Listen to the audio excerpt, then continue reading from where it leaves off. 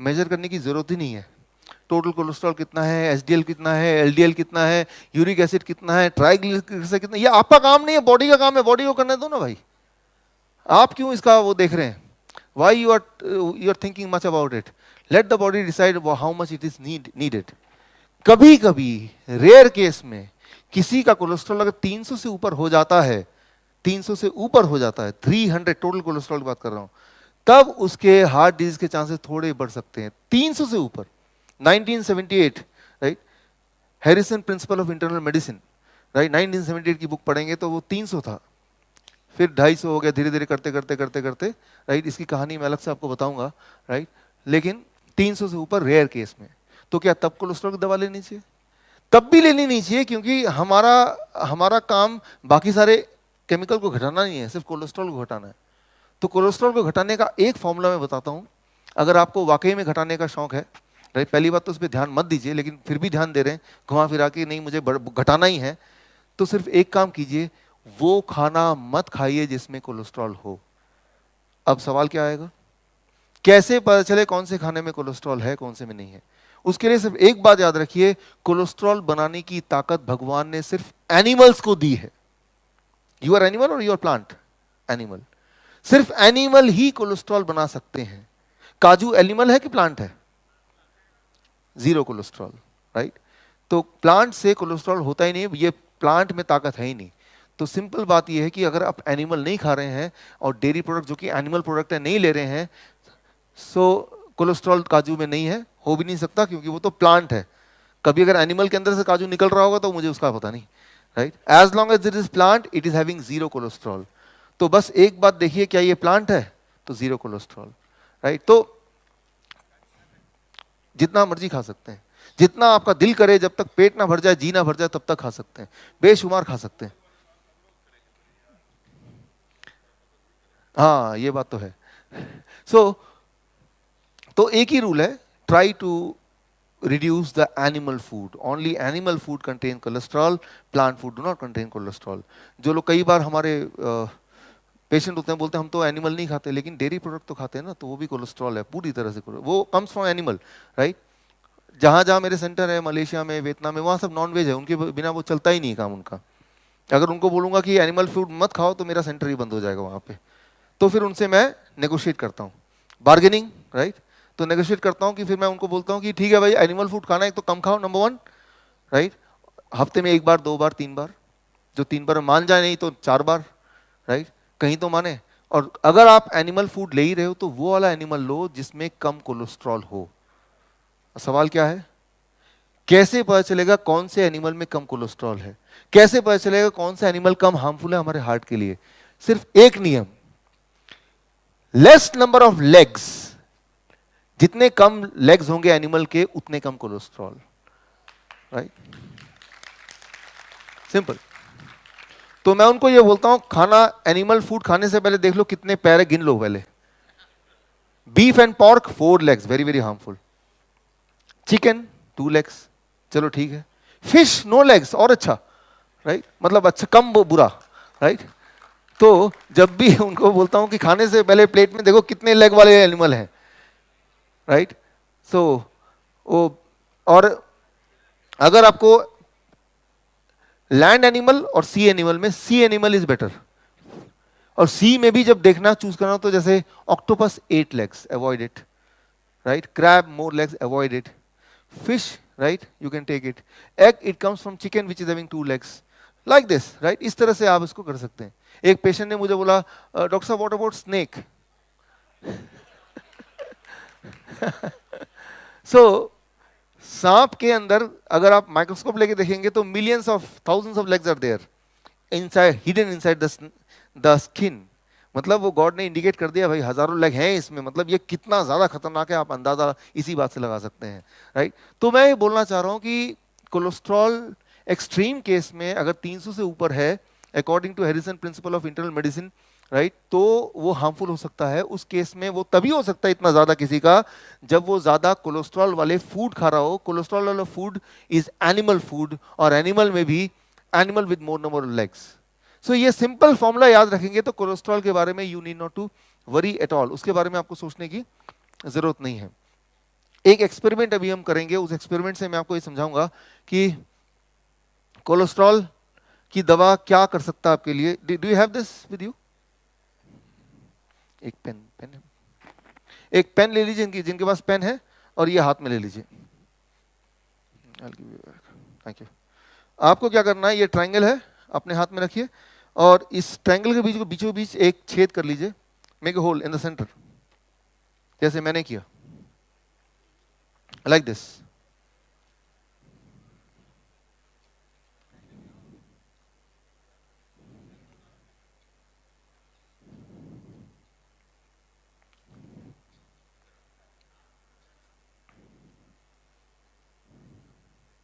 Okay, अब देखिए यहां पे, इसको ऐसे रखिए अपने हाथ में जैसे मैंने रखा है। इसके 3 कॉर्नर हैं। ग्रीन कॉर्नर देखिए cholesterol lowering drugs, right. Red corner है वो है ब्लड प्रेशर का कॉर्नर है। येलो कॉर्नर है वो है ब्लड शुगर का corner. Blood sugar, blood pressure, blood cholesterol, ये तीनों चीजें आपस में कनेक्टेड है बॉडी के अंदर, तीनों इंडिपेंडेंट नहीं है, they are all connected together. अब डॉक्टर ने आपको कन्विंस किया कि आपका कोलेस्ट्रॉल ज्यादा है, आप कोलेस्ट्रॉल कम करो, दवा ले लो। जैसे ही आप दवा लेंगे, कोलेस्ट्रॉल जैसे ग्रीन वाला घटेगा तो ये नीचे जाएगा, तो रेड एंड येलो कहां जा रहा है? ऊपर, यानी कि तब ब्लड प्रेशर बढ़ेगा आपका, शुगर बढ़ेगा आपका। अब शुगर वाली दवा डॉक्टर के पास जाएंगे 6 महीने बाद, 1 साल बाद, कि कोलेस्ट्रॉल तो मेरा ठीक आ रहा है। जिनको अगर ये नहीं मिला तो आपको मिल जाएगा ब्रेक में, यहां देख के आप समझ सकते हैं इसको। जब भी कोई कोलेस्ट्रॉल की दवा लेगा 6 महीने में, साल में, कोलेस्ट्रॉल का दवा लिया, ग्रीन वाला नीचे चला गया, बट आप देख रहे हैं इसका ऑपोजिट रिएक्शन है, ब्लड प्रेशर ज्यादा होने लगेगा एंड ब्लड शुगर भी ज्यादा होने लगेगा। तो 1 साल बाद दोबारा चेकअप के लिए जाएगा, उसका बोलेगा कि आपका तो ब्लड शुगर ज्यादा आ रहा है, तो ये नहीं बोलेगा कि कोलेस्ट्रॉल की दवा को खत्म कर दो, बोलेगा क्या बोलेगा? शुगर की दवा ऐड कर देगा ना। अब आपका 2 दवाइयां हैं, शुगर की और कोलेस्ट्रॉल की, दोनों ले रहे हैं और दोनों नीचे जा रहा है, तो क्या ऊपर आएगा? Blood pressure. आप देखेंगे 73%, according to Center of Disease Control, 73% of the diabetes patient, they are also taking cholesterol lowering medicine and blood pressure medicine, combination में है। कोई इकलौता ऐसा नहीं होगा कि कोई सिर्फ डायबिटीज की दवा ले रहे हैं। शुरू करते वक्त तो डायबिटीज की दवा से शुरू किया था, but over the period of time, 1 साल 2 साल में, पहले कोलेस्ट्रॉल जुड़ गया, फिर ब्लड प्रेशर जुड़ गया, या पहले कोलेस्ट्रॉल जुड़ गया था फिर डायबिटीज जुड़ गई। कौन सा पहले जुड़ेगा वो आपकी किस्मत है, लेकिन एक भी दवा शुरू करेंगे तो 73% चांसेस है कि over the period of next 2 years आप बाकी 2 जो है ना, वो कॉम्बो ऑफर, बाकी 2 भी आपको मिल ही जाएंगे, राइट। तो पीछा कैसे छुड़ाना है? एक को छोड़िए, दूसरे को छोड़िए, तीसरे को छोड़िए, राइट, सिंपल, राइट। और छोड़ने का तरीका क्या है? मैंने आपको ब्लड प्रेशर का बताया था। जब भी खाना खाएंगे तो क्या देखेंगे पहले? If it is God made you eat it, man made you leave it. Diabetes का फॉर्मूला डीआईपी डाइट आपने देख ही लिया था, और कोलेस्ट्रॉल भी आपको पता चल गया कि कोलेस्ट्रॉल सिर्फ एनिमल फूड में होता है, तो try to avoid it, and the moment you avoid it, cholesterol can not be high. आपका बॉडी उतनी कोलेस्ट्रॉल बनाता है जितनी की बॉडी को खुद जरूरत है, लेकिन जब आप बाहर से कोलेस्ट्रॉल खा रहे हैं और बॉडी भी बना रहा है, तभी वो एक्सेस हो सकता है। तो कोलेस्ट्रॉल बनाने का काम बॉडी का है, तो बॉडी को ही करने दें। हम अलग से कोलेस्ट्रॉल लेंगे, यानी कि जैसे दूध पिएंगे तो उसमें एडिशनल कोलेस्ट्रॉल है, बॉडी के पास वो वाली कैलकुलेशन नहीं है। एंड उस केस में कभी कभी किसी किसी में वो एक्सेस हो सकता है, और वो excess can be damaging in rare cases, right, अगर डैमेजिंग है तो। So this you have to really understand. अब सवाल आता है कि आज घर जाके क्या करना है। आज का एक इंपॉर्टेंट टॉपिक है जो कि हार्ट डिजीज है। एक इंपॉर्टेंट टॉपिक है हार्ट अटैक, कि मान लो किसी को हार्ट अटैक आ ही गया, आपके सामने पेशेंट है, तो अब क्या करना है, व्हाट नेक्स्ट थिंग, ताकि वो अभी रिवाइव हो जाए। अभी आपके पास सिर्फ कुछ सेकंड होते हैं, हाउ टू रिवाइव इट। तो ये बहुत ही इंपॉर्टेंट टॉपिक है। ये अगर नॉलेज थोड़ी सी मिल जाए तो इंसान बच सकता है, वो जान तो बच ही सकती है, उसके पैसे भी सारे बच सकते हैं, राइट। तो वो वाला टॉपिक अभी हम डिस्कस करने जा रहे हैं, heart disease, right, heart attack, वो क्या होता है, कैसे करना है, ऑल दोज थिंग्स, जो घर में बैठ के आप अपने किचन को ही अपना हॉस्पिटल बना सकते हैं, super speciality hospital, right, super speciality kitchen बना सकते हैं, राइट। सो उसके लिए आपको क्या करना है, आपके पास एक सांप सीढ़ी का एक गेम है, दिस यू आर हैविंग, ठीक है, स्क्रीन पे देखिए, घर में जाके उसको रेफर करना है आपको। आपको सिर्फ जीवन में 7 सीढ़ियां चढ़ना है और आपके घर में 7 सांप हैं, उनको उठा के बाहर फेंकना है। अगर आपने ये कर दिया तो हार्ट डिजीज क्या, वो डायबिटीज क्या, वो हाइपरटेंशन क्या, वो ट्यूमर क्या, वो सिस्ट क्या, वो स्टोन क्या, राइट, वो high cholesterol, these will vanish automatically. Only thing is 7 snake आपके घर में छुपे हुए हैं, किचन में छुपे हैं, उसको उठा के बाहर फेंक दिया और 7 सीढ़ियां चढ़ ली बस, राइट। तो ये आपका पूरा कंक्लूजन है। सो इनमें समझते हैं। सो सबसे बड़ा जो स्नेक है वो कौन सा स्नेक है? ब्लू। जितना ज्यादा बड़ा स्नेक उतना खतरनाक स्नेक, राइट। जितना बड़ा सीढ़ी, बड़ी सीढ़ी, उतना ज्यादा फायदेमंद सीढ़ी। तो 7 सीढ़ी बनाई मैंने और 7 सांप बनाए हैं, उनका साइज को देख के भी आपको अंदाजा लगेगा, जिस कलर का सीढ़ी और जिस कलर का सांप, तो वो सांप उस कलर का वो वाली बीमारी करता है, और वो सीढ़ी चढ़ेंगे तो वो बीमारी खत्म हो जाएगी। तो कलर का इंपॉर्टेंस पता चल गया, राइट। तो इस एक शीट के अंदर आपके जितने भी लाइफस्टाइल डिजीज है सारे ही कवर हो जाते हैं, राइट। ताकि आप उसको समझ पाएं, उसको याद रख पाएं, उसको घर पे जाके इंप्लीमेंट कर पाएं, और एक छोटा बच्चा भी घर पे है तो उसको भी सिखा पाएं through this game of snake and ladder, right. So that is the importance of this game. So the most difficult, सबसे बड़ा सांप, सबसे खतरनाक सांप है सांप, कौन सा कलर का है ये? Blue. This is the snake of diagnosis. सबसे पहले तो इससे बचना है, हर हाल में इससे बचना है, राइट। ये कारण है सबसे ज्यादा लोगों के डिजीज रहने में, सिक रहने में, that start with diagnosis. Diagnosis करेंगे, राइट। आप हेल्दी से हेल्दी इंसान ले आइए जो आपकी नजर में सबसे हेल्दी है, और उसको फुल बॉडी चेकअप कराइए, मेरा फुल बॉडी चेकअप कराइए फॉर एग्जांपल। लेकिन जब मैं बाहर आऊंगा तो सारी रिपोर्ट देखूंगा तो मैं दुनिया का सबसे ज्यादा सिक मिलूंगा, राइट। रिपोर्ट ऐसा बोलेगी। तो कितना भी हेल्दी हो, डॉक्टर तब तक चेक करते हैं, तब तक टेस्ट करते रहते हैं, तब तक, मतलब जब तक कुछ तो निकले ना कम से कम। सो और टेस्ट इतने सारे हैं, कुछ ना कुछ करेंगे तो, क्योंकि हम कोई फैक्ट्री के बनाए हुए प्रोडक्ट नहीं है कि बिल्कुल सारे पैरामीटर वैसे ही मिलेंगे जैसे एक्सपेक्टेड है। हर इंसान यूनिक है, राइट। सो हमारे जो पैरामीटर्स हैं वो फैक्ट्री के हिसाब से डिजाइन नहीं है। तो डायग्नोसिस में आपको 1 मिनट में ये सांप को मैं बता देता हूं, खत्म करता हूं, फिर अगले सीढ़ी में जाता हूं। कोलेस्ट्रॉल की बात करते हैं। 1978 की बात करें, 1978 में था 300 से ऊपर जो कोलेस्ट्रॉल है उन्हीं को बोलेंगे हाई कोलेस्ट्रॉल, यानी कि 300 से ऊपर जो लोग हैं वही लोग कोलेस्ट्रॉल की दवा लें। 1998 में क्या कर दिया, 250 240 से ऊपर जिनका होगा उनको हाई कोलेस्ट्रॉल बोलेंगे।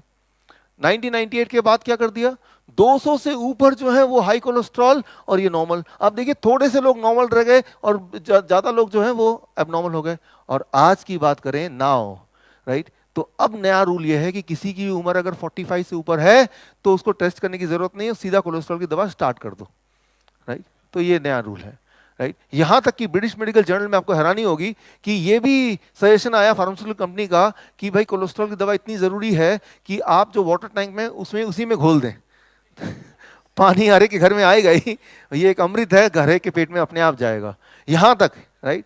सो तो मैं ये सिर्फ कोलेस्ट्रॉल की बात नहीं, अगर आप थायराइड की बात करें, अगर 2003 तक थायराइड क्या था, 0.1 से लेके 6 के बीच में जिनका TSH लेवल है वो नॉर्मल था, राइट, यहां तक नॉर्मल है। इसके बाद जिनका TSH है उन्हीं को थायराइड की बीमारी मानते थे। अब क्या किया, उसको स्क्वीज कर दिया, छोटा कर दिया, 0.6 को 3 तक ले आए, राइट, और 0.1 को 0.3 तक ले आए। यूं मानिए कि आप फुटबॉल का मैच खेल रहे हैं, आप हारना नहीं चाहते, आप क्या करते हैं, जब भी मौका मिलता है अपना जो गोल पोस्ट है छोटा कर रहे हैं, छोटा कर रहे हैं, छोटा कर रहे हैं। एक टाइम आया गोल पोस्ट इतना छोटा हो गया कि फुटबॉल के साइज से छोटा गोल पोस्ट, तो दुनिया का रोनाल्डो भी आएगा तो आपको हरा नहीं सकता, राइट। तो वही वाला काम हो रहा है मेडिकल साइंस में कि हर बार कुछ साल बाद, 1 साल 2 साल बाद पैरामीटर तो और कम और कम और कम और कम, और एक टाइम ऐसा आ गया आज की तारीख में बस वही इंसान हेल्दी है जो कि अपना चेकअप नहीं कराता है। तो सबसे बड़ा सांप से बचना है कि चेकअप वाला सांप से, क्योंकि आपके बॉडी के अंदर वो सारे मैकेनिज्म है जो आपको घड़ी घड़ी बताती है, राइट, कि आप बीमार हैं या हेल्दी हैं। वो पेन से, दर्द से, डिस्कम्फर्ट से आपको बताती है, अलर्ट करती है। Need not to go for those diagnosis, right. So osteoporosis, हड्डियों की अगर बात करें तो उसमें भी आप देखेंगे पहले पैरामीटर कुछ और थे और उसके बाद कुछ और हो गए 2003 में। आज के पैरामीटर और स्क्वीज हो गए। ये हिस्टोरिकली अगर देखेंगे लगातार घटते जा रहे हैं, घटते जा रहे हैं। अब मैं आपको बोलता हूं कि ऑस्टियोपोरोसिस की बात है, 50 साल के ऊपर के किसी भी इंसान को आप ये टेस्ट कराइए, वो उसको कैल्शियम की गोली मिल के ही आएगी। क्योंकि ये जो पैरामीटर बने हैं, ये पैरामीटर बने हैं 20 साल के आदमी के हिसाब से। लेकिन 20 साल का आदमी 50 साल का आदमी कंपेयर नहीं कर सकते, राइट? और तो उतना हेल्दी हो नहीं सकता, लेकिन फिर वो कैल्शियम की गोली देंगे ही देंगे। अब देखिए सबसे इंटरेस्टिंग बात, हमने डायबिटीज के लिए कल बात की, पैरामीटर्स की, कोलेस्ट्रॉल के लिए आज बात की हमने, राइट? ब्लड प्रेशर की बात की, एंड सबसे इंपॉर्टेंट बात that is AIDS, HIV AIDS, right? HIV AIDS नाम से ही लोग घबरा जाते हैं, राइट? नाम से इतना लगता है कि नाम ही सुनेंगे तो ही HIV हो जाएगा, इतना ज़्यादा खौफ HIV का फैला हुआ है। लेकिन इंपॉर्टेंट बात यह है, आपको जान के ताजुब होगा, शॉक्ड होंगे कि HIV एड्स नाम की कोई बीमारी है ही नहीं दुनिया में। There is no such disease called HIV AIDS. तो मैं आपको आंकड़े देता हूं, 1981 जब से शुरू हुआ है, तब ये डिसाइड किया गया था कि 12 ऐसी बीमारियों को चुन लिया गया था कि अगर 12 ऐसी बीमारी, जैसे इन्फ्लुएंजा है, किसी भी तरह का फ्लू है, राइट, फीवर है, there are certain kind of cancer, right, certain kind of lung infection, कि ये सारी 12 बीमारियां हैं। इस बीमारियों का कोई पेशेंट आता है, tuberculosis for example one of them, तो उसको HIV टेस्ट कराओ, और अगर उसको पॉजिटिव आएगा तो हम बोलेंगे ये HIV का पेशेंट है, और नेगेटिव आएगा तो बोलेंगे ये उस बीमारी का पेशेंट है। दैट 1981। 1987 में वो 12 बीमारियों को बढ़ा के 25 बीमारियां कर दी गई। ये 25 बीमारियों में से कोई पेशेंट आएगा तो पहले तो HIV टेस्ट कराओ, HIV पॉजिटिव होगा तो बोलेंगे HIV का पेशेंट है, HIV नेगेटिव होगा तो बोलेंगे ये ट्यूबरकुलोसिस का पेशेंट है, ये इन्फ्लुएंजा का पेशेंट है, राइट? तो ठीक इसी तरह से 1992 में 25 डिजीज को कर दी, 25 को कर दी 29। 2008 में अब है 31 बीमारियां। 31 बीमारियों का लिस्ट है एक, उनमें से कोई भी बीमारी के साथ अगर कोई पेशेंट आता है तो बाय डिफॉल्ट उसका HIV टेस्ट होगा, और HIV टेस्ट में HIV पॉजिटिव निकलेगा तो बोल देंगे ये HIV का पेशेंट है, नेगेटिव निकलेगा तो बोलेंगे उस बीमारी का पेशेंट है, राइट? टाइम बहुत कम है, राइट? एक्स्ट्रा टाइम मिलेगा तो मैं इस पार्ट को एक्सप्लेन करूंगा, लेकिन बोलने का मतलब ये है कि अगर आप देखते हैं इतने सारे HIV पेशेंट हैं, तो ट्रुथ है कि नंबर ऑफ बीमारियां बढ़ा रहे हैं, तो जितने नंबर ऑफ बीमारियां बढ़ाएंगे उतने HIV के पेशेंट बढ़ जाएंगे, राइट? तो HIV का टेस्ट का साइंस अगर आप देखेंगे तो वो भी उतना ही खोखला है जितना कि बाकी सारी चीज़ देखें। इसके लिए मैंने एक किताब लिखी है, that is HIV AIDS the greatest lie of 21st century, right? अगर आपको ये किताब पढ़नी है तो आप लिख देंगे किताब ये चाहिए, तो मैं आपको ईमेल करके ई-बुक भेज दूंगा। इंग्लिश में है, हिंदी में आने वाली है, राइट? हिंदी में मेरे ख्याल से within few days, right, by the beginning of next week month Hindi में भी आ जाएगी, तो हिंदी में पढ़ सकते हैं। तो एज ए एजुकेटर, जो लोग यहाँ डायबिटीज एजुकेटर, उनको ये नॉलेज से उनको ये पता चलेगा कितना घोटाला है, तो हमें अपना हेल्थ का खुद ही ध्यान रखना है। तो यहाँ मैं बता रहा था डायग्नोसिस, चाहे वो HIV की डायग्नोसिस की बात करें या डायबिटीज की डायग्नोसिस की बात करें, diagnosis is the most dangerous snake around. तो डायग्नोसिस से बचें।